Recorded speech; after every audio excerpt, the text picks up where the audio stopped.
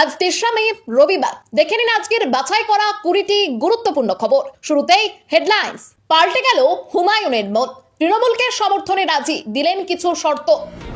তৃণমূলকে সমর্থন করবে কি কংগ্রেস? মীরের মন্তব্য উড়িয়ে অধীর বললেন ফালতু কথা। কেন্দ্রীয় বাহিনীর অত্যাচার যারা সয়েছেন তারা পুরস্কৃত হবেন। ভার্চুয়াল বৈঠকে তৃণমূলের আত্মবিশ্বাস, ২০০-র বেশি আসনে জয়ের দাবি। গণনার আগে বিজেপির কৌশল বৈঠক, সরকার গঠনের দাবি দিলীপ ঘোষের। ভবানীপুরে ফল নিয়ে আত্মবিশ্বাসী শুভেন্দু, রাউন্ড ভিত্তিক জয়ের দাবি।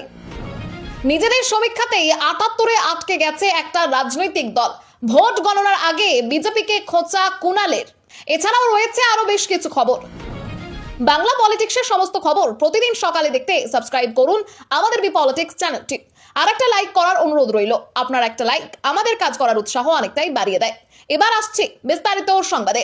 ভোট শেষ হতেই আবার সুর পাল্টালেন হুমায়ুন কবির।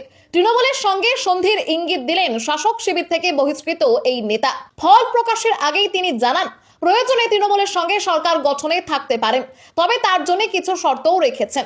যদিও একই সঙ্গে শনিবার তিনি মমতা বন্দ্যোপাধ্যায় ও অভিষেক বন্দ্যোপাধ্যায়কে তীব্র আক্রমণ করেন। শনিবার বহরমপুরে আমজনতা উন্নয়ন পার্টির প্রধান বলেন, তৃণমূল যদি তার কাছে ক্ষমা চেয়ে স্বীকার করে যে অতীতে ভুল ও দুর্নীতি হয়েছে এবং ভবিষ্যতে তা আর হবে না, তাহলেই তিনি সমর্থনের বিষয়ে ভাবতে পারেন। তিনি আরও দাবি করেন, তার মতো নেতারা শান্ত আছেন এবং নির্বাচন কমিশনের ওপর তার ভরসা রয়েছে, ফলে কোনো সমস্যা হবে না। পাশাপাশি মমতা ও অভিষেককে কটাক্ষ করে বলেন, ফল ঘোষণার পর অভিষেক বিদেশে চলে যাবেন এবং মমতা দীঘায় ধর্মীয় কর্মসূচিতে ব্যস্ত থাকবেন। ভোট মিটতে না মিটতেই আবার অবস্থান বদলে তৃণমূলের প্রতি সমর্থনের ইঙ্গিত দিলেন হুমায়ুন কবির, যদিও সেই সমর্থন নির্ভর করছে তার উল্লেখিত শর্তের ওপর। তৃণমূলকে সমর্থন করবে কি কংগ্রেস? মীরের মন্তব্য উড়িয়ে দিয়ে অধীর বললেন ফালতু কথা। রাজ্যে ফের তৃণমূল কংগ্রেস ক্ষমতায় আসবে এবং প্রয়োজনে কংগ্রেস সমর্থন করতে পারে। পশ্চিমবঙ্গের ভারপ্রাপ্ত এআইসিসির সাধারণ সম্পাদক গুলাম আহমেদ মীরের এই মন্তব্যকে ফালতু কথা বলে উড়িয়ে দেন কংগ্রেস নেতা অধীর রঞ্জন চৌধুরী। তিনি স্পষ্ট জানান, মীর বাংলার নেতা নন, তাই তার বক্তব্যকে গুরুত্ব দেন না। এই মন্তব্যকে কেন্দ্র করে কংগ্রেসের অন্দরে ক্ষোভের সৃষ্টি হয়েছে এবং বঙ্গ কংগ্রেস নেতারাও তা খারিজ করেছেন। অধীর রঞ্জন চৌধুরী বলেন, এই ধরনের মন্তব্য বাংলার কংগ্রেস কর্মীদের মত নয় এবং তিনি এই বিষয়ে কোনো জবাব দিতে চান না।